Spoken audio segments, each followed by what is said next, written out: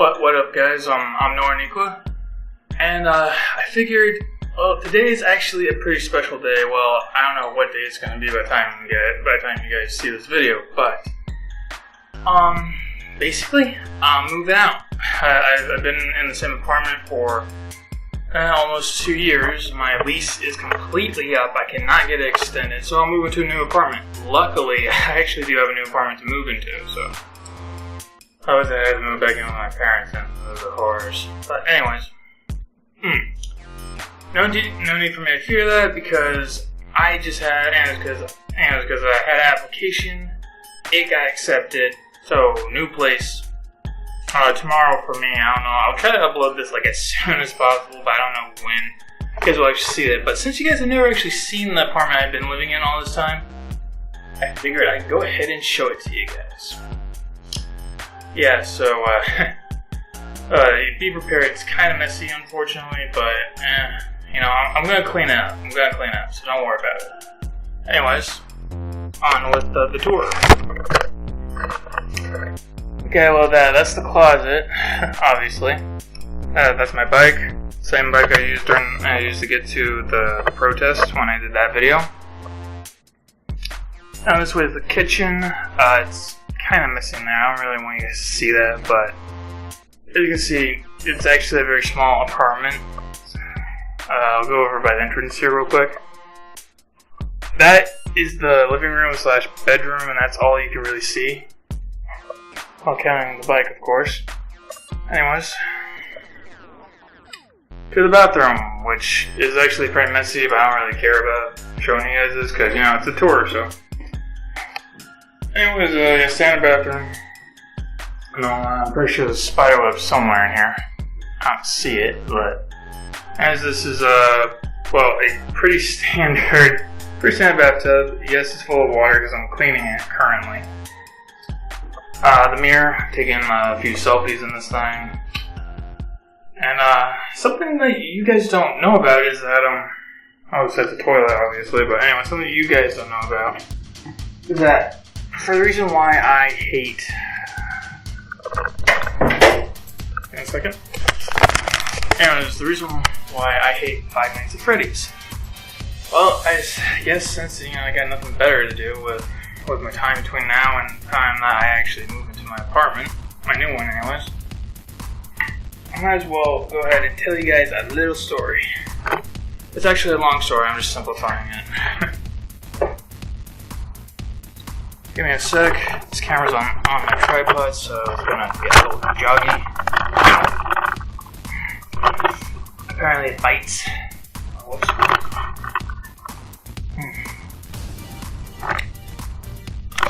So, anyways.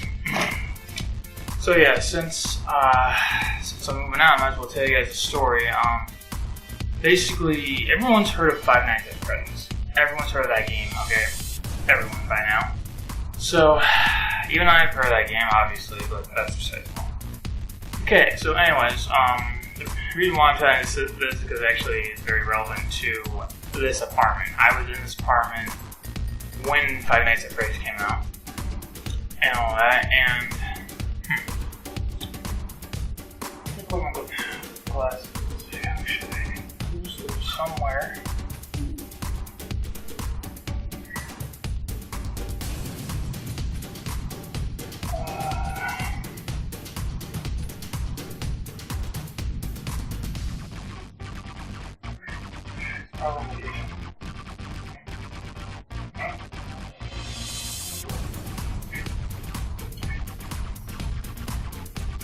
Oh boy, did I leave it in the apartment? I sure hope not. Oh.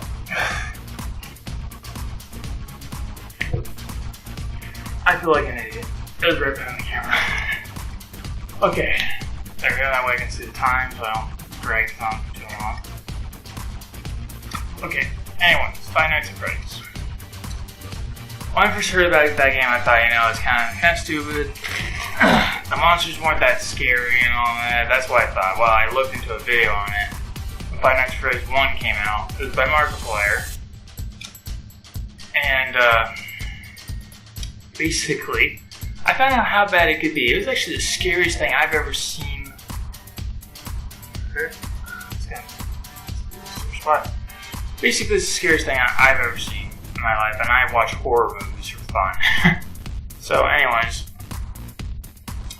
so yeah, pretty much.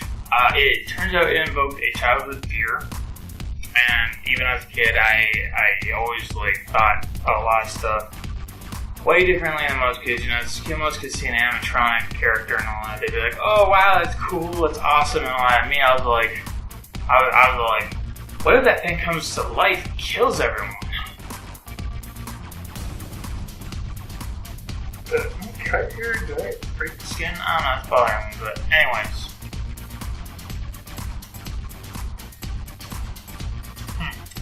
But anyways, yeah, so basically I ended up growing up with a sphere of animatronic characters because I thought they could go haywire and kill people. And that's basically what happened in Five Nights at Freddy's. Basically, as a non player, I got jump scared and I found myself traumatized by the game itself. And that was when I remembered that I had a deep-seated childhood fear of animatronic characters killing people. Basically, after that, the next 5 months after that, I had basically started having nightmares, night terrors, and mild hallucinations of the Five Nights at Freddy's characters. Only 3 of them, which was Freddy, Bonnie, and Chica. I don't know why I didn't have any nightmares with Foxy, those 3, but basically, I eventually started brushing my teeth in the kitchen, and the reason why that was because every time I was brushing my teeth, I'd look in the mirror and see Freddy poking his head around the side of the door, staring at me while I was brushing my teeth. So pretty much creeped me out so much, I eventually stopped doing that. And then when I noticed that I was sleeping with the door to the bathroom open originally, and I noticed that basically when I started seeing Chica standing in front of the door, I basically started closing the door and the door to that. So that's pretty much what I started doing. I was still terrified of it, and the worst part is that when I would sleep, I would have nightmares about Bonnie. Yeah, Bonnie the bunny rabbit. But anyways, and I would have nightmares about him and all that, and I have I guess you could say psychic abilities because, well, I'll get on to that in a second. But basically, after a while, I developed an unhealthy obsession with Five Nights at Freddy's because I wanted to destroy it. So I thoroughly analyzed the first game. I heard the second game came out, so I watched that. Basically 5 months straight, I had PTSD symptoms because of Five Nights at Freddy's. But anyways, this went on for 5 months. It took 5 months for me to get to a point where I wasn't having nightmares every single night, because I was having nightmares every single night for 5 months. It was horrible. And there were times where I only got to sleep because I waited until it was 7 a.m. because that's when, I know it was different from 6 a.m. but I waited till 7 because that's when the sun came up, so that's when I would go to bed. So yeah, I got traumatized. And then I got an unhealthy obsession. I was obsessed with finding out more about the story. And while I was doing that, I was analyzing every little mechanic that the FNAF franchise had. And then Five Nights at Freddy's 2 came out, and my obsession with it just kicked in again and started watching it. Watched all the way through. Then Five Nights at Freddy's 3, that came out sometime after that, and I watched that, found the story out about that, what the mechanics they were doing in that one. And the mechanics they were doing in that one. And the hiccups, by the way, in case you're wondering. But anyways, and so yeah. Then more recently, everyone's heard about Five Nights at Freddy's 4 and FNAF World. Well, FNAF World didn't scare me. Obviously, it's too cute to do that. But Five Nights at Freddy's 4, people have been labeling that the scariest game that Scott has made ever. And all I can say about that is, it failed. It failed, Scott. If you would have stopped with the first game, it would have been the scariest game. It scared me, and I have experienced tons of scary shit throughout my life. But I'm not going to get into that. Okay, but anyways. Point is, most people think monsters are the scariest thing around. Like, they're not. At least not to me. To me, I'm not afraid of monsters. I can handle monsters. It's stuff that normally is harmless, and then there's a slight possibility of it becoming deadly and dangerous and all that. That is what scares me. Now, I know Scott, it was Scott's game and all that, and, he can do whatever the hell he wants, okay? That's what he's interested in. I can respect him for that. He actually did a good job in making the game. I can respect him for that, too. But what I basically will never forgive Scott for making Five Nights at Freddy's, because it so badly scarred me. In fact, I still have nightmares. I still have nightmares of Five Nights at Freddy's, but the weird thing is that the latest bunch of nightmares have been triggered by a noise that I created for a project. And that thing's literally nightmare-inducing. Like, every time I hear it, it subconsciously triggers a nightmare, and when I sleep, I have that nightmare.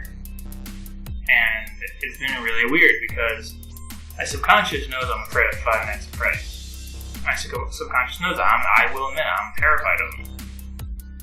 And my subconscious lately has been sparing me, practically giving me a little bit of mercy, because it'll give me nightmares. So I've heard the sound file 4 times since I created it. Oh, 4 different events anyways, and every time I've had a nightmare about Five Nights at Freddy's. But my subconscious apparently thinks it's ridiculous for me to be afraid of it, so it just usually ends up making the nightmare, sure, the nightmare's still scary and all that, but it makes it ridiculous. And what I mean by that is, first time it happened, I had a nightmare that I was locked in some sort of factory, and there was a deactivated mangle hanging on the ceiling. And when I looked on like the tablet thing for the whole security cameras, I saw like 5 or 7 Bonnies, first generation Bonnies. They were pale blue, and it's pale blue, and they had white on them where they obviously didn't have white on them, bands on them, like on the nose, on the chest. They had white on them in the dream. And they were doing the spooky skeleton dance. Now, personally, even though it scared me on all the way because I was locked in a place with these things, that whether or not they were actually going to harm me wasn't what scared me. The fact I was locked in here with these things, and some of them were moving. And they were doing the spooky skeleton dance, which was personally hilarious. I think about now, I just kind of laugh about it, because it's like, you wouldn't expect that to happen. And then, like, the second time around, I remember each and every one of these too, which is really, really scary. And, or maybe it's been 3 times, but anyways, so yeah, Pale Bonnie's first nightmare that I've had in a long time. Then there was this one that was more recent, it was a couple days ago. I had a nightmare that I was stuck in Freddy Fazbear's Pizza. And I basically saw 2 Chica animatronics looking at each other as if they were talking, and then they turned and looked at me. And at that point, like, I usually know I'm in a dream when I'm sleeping, I just go with it, usually, but when I saw them staring at me, I was like, fuck that, I'm out, and I woke myself up. So yeah, so there's that. And then there comes the last night, I was putting the file up on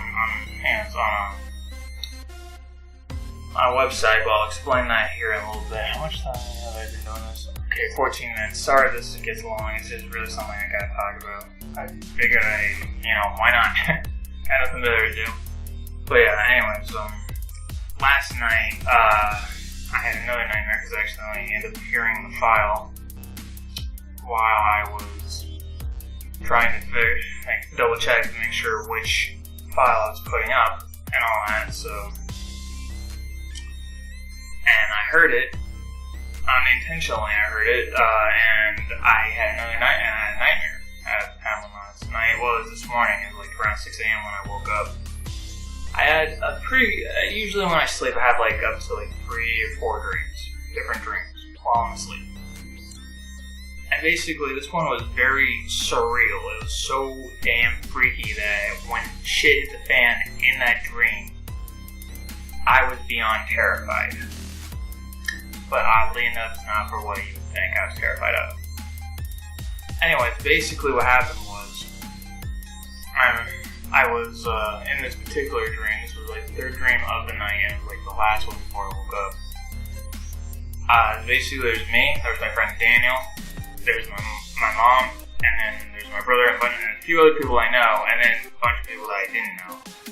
And I was sitting at a campfire, with all my friends, and I look over to this farmhouse, and I'm like, I wonder what two of our guests at this. I guess it was like some sort of marshmallow party or something like that. I don't know. But anyways, I was wondering what are they doing up in the in that house and all that. We had access to the house and all that, but so I went to go ask them if they want to, come down to the campfire and roast marshmallows and stuff with us. So I go up there, and when I get up there, sure, there's these 2 people, this guy and his daughter.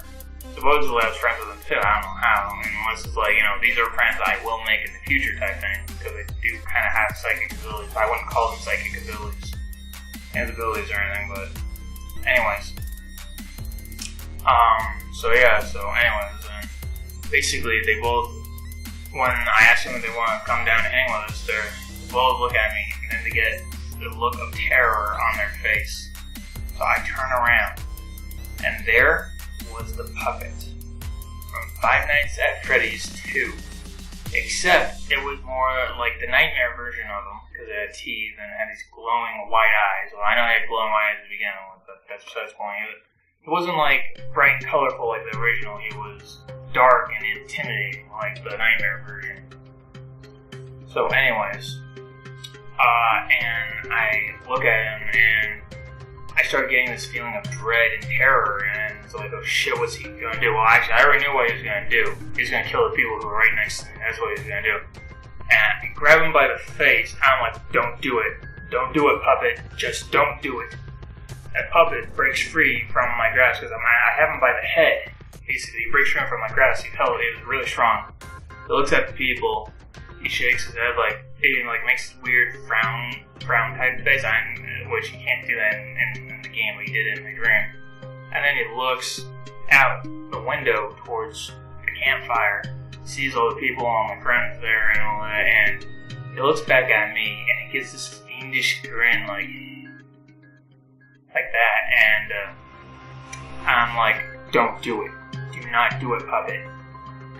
And he begins walking towards the window because he's going to jump out of it. Like, in my dreams, I usually have pre-existing knowledge of what's going to happen before it happens in my dreams. So that's why I'm usually just going with the flow, because I already know what's going to happen. So I grab the puppet again, and I'm like, don't do it. Please do not do it.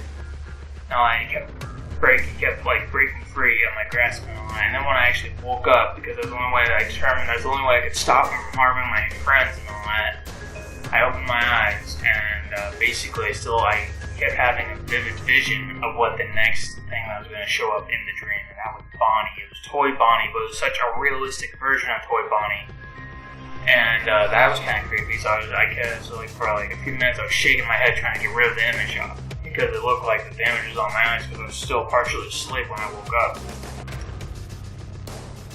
And that was a freaky ass dream, and the weird part is that the puppet didn't mean any harm towards me. He wanted to kill my friends. And now personally, I happen to like my friends. I would not wish any harm on my friends. And that's pretty much why the puppet was going to go after my friends and all that. And the reason why this was just so freaky is because these weren't just random people made up in my dream. A lot of them were people I knew in real life. So it's all like, holy shit, I don't know why my subconscious made a dream like that, but it was freaky as fuck. So yeah. Anyways, a friend of mine suggested that I I didn't seriously tell you guys the story. I just decided that on my own, but I figured that since I got a little bit of time left after all that,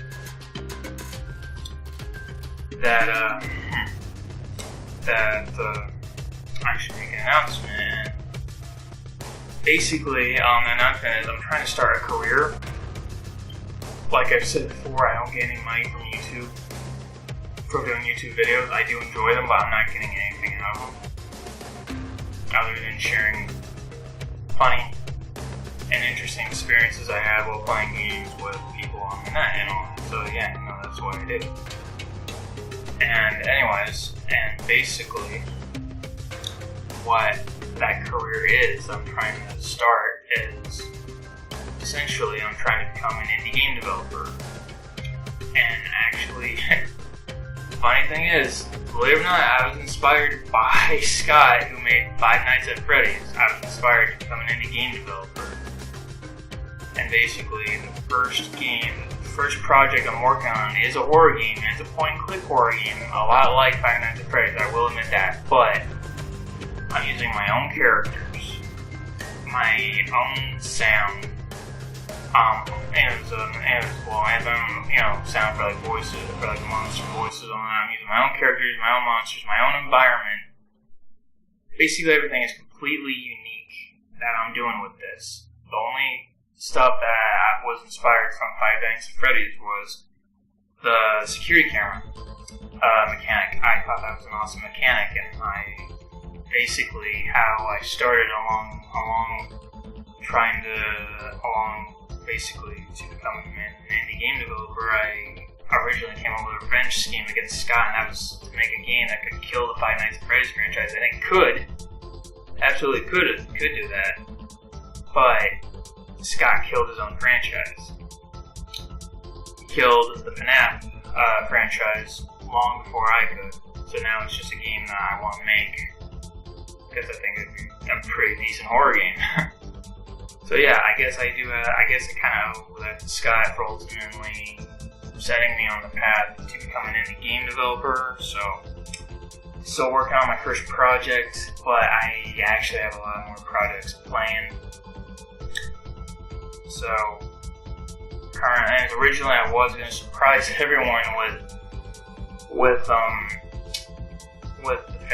like the demo and all that. I was going to do that, but it's all like, at this point, it's all like, I will have to start a GoFundMe page to help with extra expenses so I can make better quality stuff.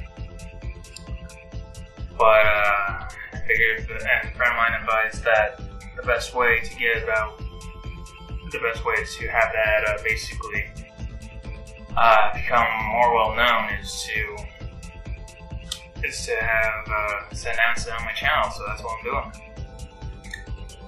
Not what I planned, but hey, nothing is 100% in this world, so yeah, I guess I can tell you guys a little bit about the best.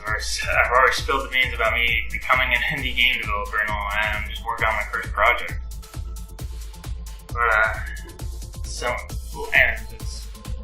I will admit, it's similar to FNAF in some ways, but it also has its own story, has its completely own universe, so to speak.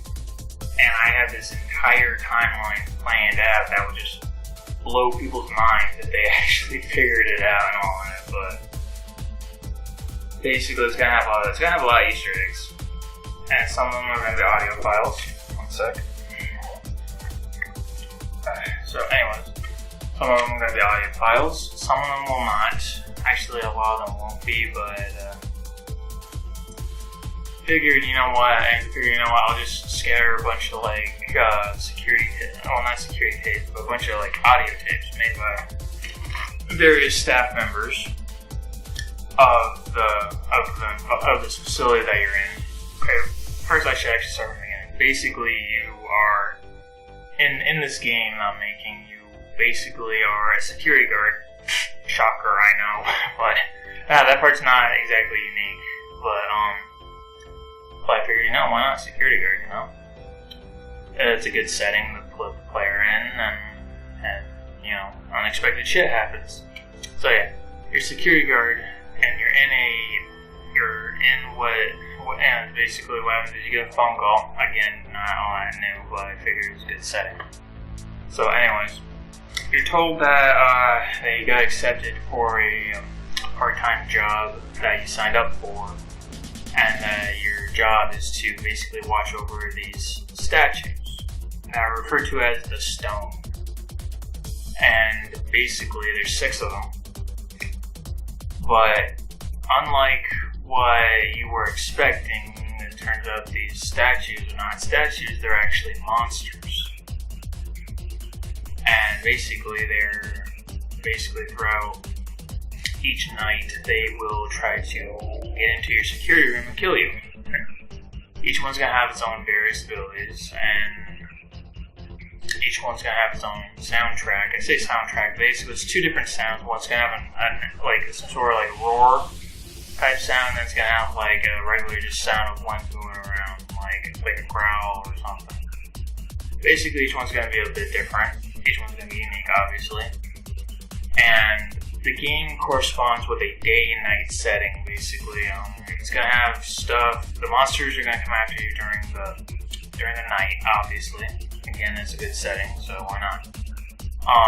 And then there's gonna be various activities during the day that basically, I'm not gonna lie, it's gonna be kind of filler content, but I figured it'd be a good cool down for the player involved if it gets too stressed out because, he's being pursued by these horrific monsters that are trying to get into the security room and kill him and all that. So I figured, let's put in a cooldown period for the player so he can calm his ass down and continue playing. So, there's going to be a day cycle. There's going to be activities you can do during that day cycle and all that.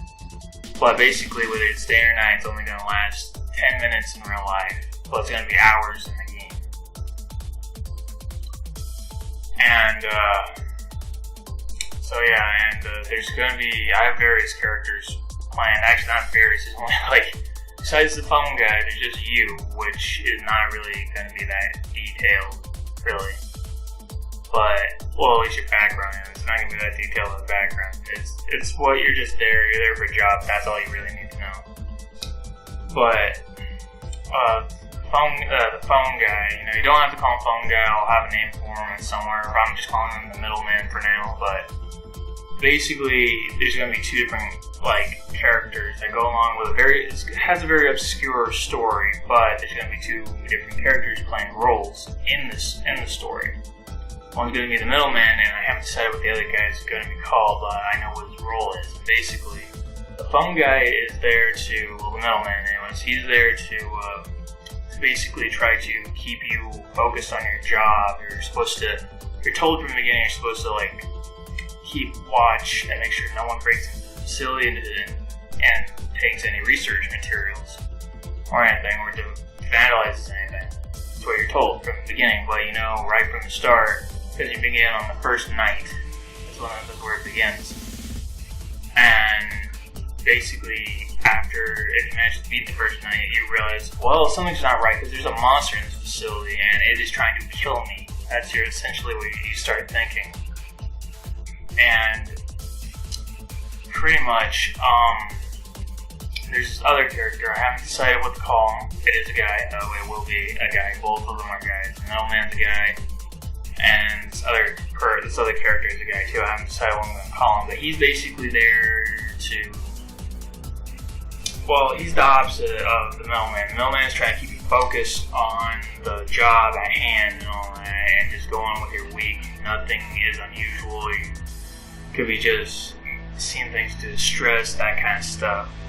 While this other character is going to be he's going to be paranoid. He's going to be like, okay, listen, I know exactly what's going on. Do not believe anything that they tell you, okay? If you want to live, you will listen to exactly what I say. Basically, that type of character is there to help you survive throughout each night and all that. And the middleman, they're just trying to keep you focused on the job at hand. So you got 2 different characters conflicting with each other in the game, and all you're trying to do is, I can imagine a lot of questions coming up, who are you?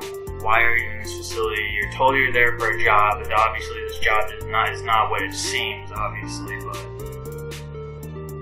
yeah, so you really don't know what you're overall there for, and it has an obscure story of just the middleman and this other character just trying to keep you focused on one thing or the other, but they're conflicting with each other, so it's really ultimately up to you to really try to figure out what all you're supposed to do in order to make it through your week, because after you make it through your week, end the game, it's done, and I do have plans for like a cinematic scene type thing, but that I'm not going to go into that right now. It is planned. It's planned, it's just not done yet. I've been studying a lot of stuff so I can make this game a reality, and so yeah, there's all that. So, and this has been going on for a while. I might have to split this up into a couple of videos. Let's see, what time is it? 30 minutes. Okay, well, it's not too bad, but that's all the time I really have. I try to keep these relatively short to 30 minutes at the very least. Well, yeah, at the very least, but anyways, so yeah, I'm trying to make a game. I got a GoFundMe page. I will have that in the description, and if you guys want to know more about it, let me know. I don't have any problems talking about it, but I'm not going to give out too much information, really. And I've already given you guys a lot of information as it is, so if you guys are, like, I've told friends about this. Some friends are, like, excited about it. They want to see it become a thing, so I'm trying to make it become a thing. Now, the GoFundMe page, I'm basically asking for $1,000 in total. That is actually to cover various expenses for all of my projects. It's not just for the one project. Pretty much all my projects are going to cost me next to nothing to really make. I just gotta learn how to make the different mechanics I plan to put into each project. But the reason why I'm asking for $1,000 is because that way I have enough money, because right now I don't have a lot of money to spend on anything. So basically I'm going to get some more equipment. I'm going to get like a better microphone. Get a Vocaloid program and a voice library. The reason why I'm doing that is because I thought it'd be cool to make some Vocaloid songs to put into a game at some point in the future. So yeah, so there's that. I also plan to get a 1 terabyte USB hard drive from Walmart, and basically I can get that in like a couple months anyways, but it would really help me out if I actually got donations so that I could get that a lot faster, but that's really up to people who are interested in helping me out with this pursuit. Other than that, like anything I don't spend, I'm just going to save it in case there's something in case I decide that there's like another thing that I may need. That way I'll already have the money.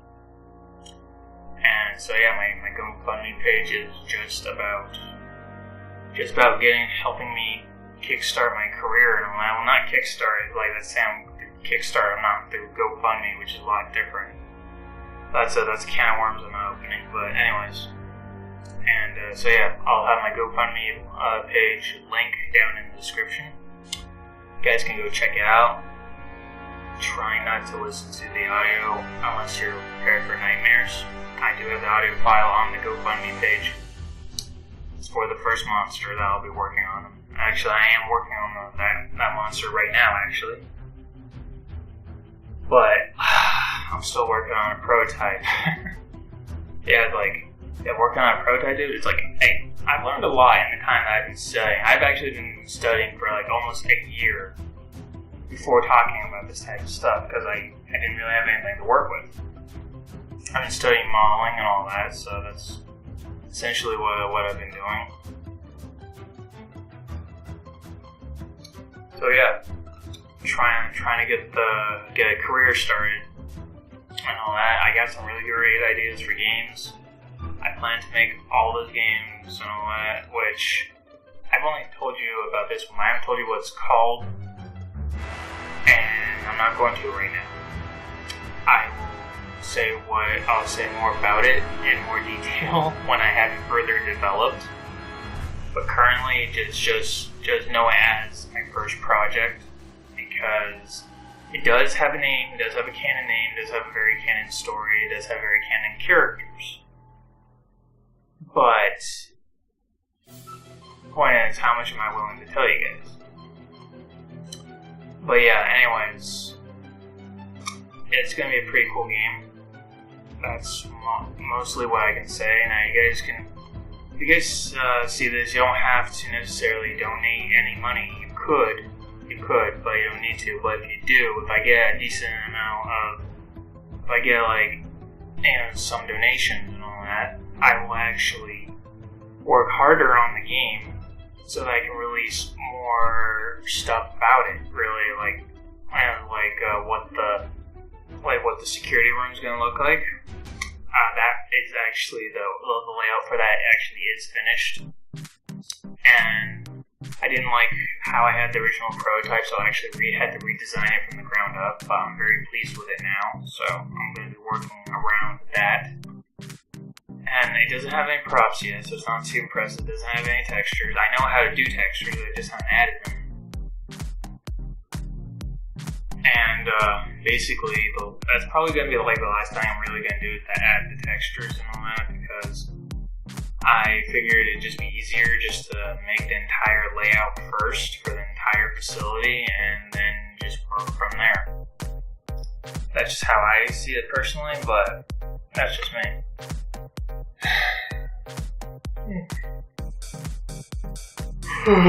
Jeez, I'm tired. But anyway, so yeah.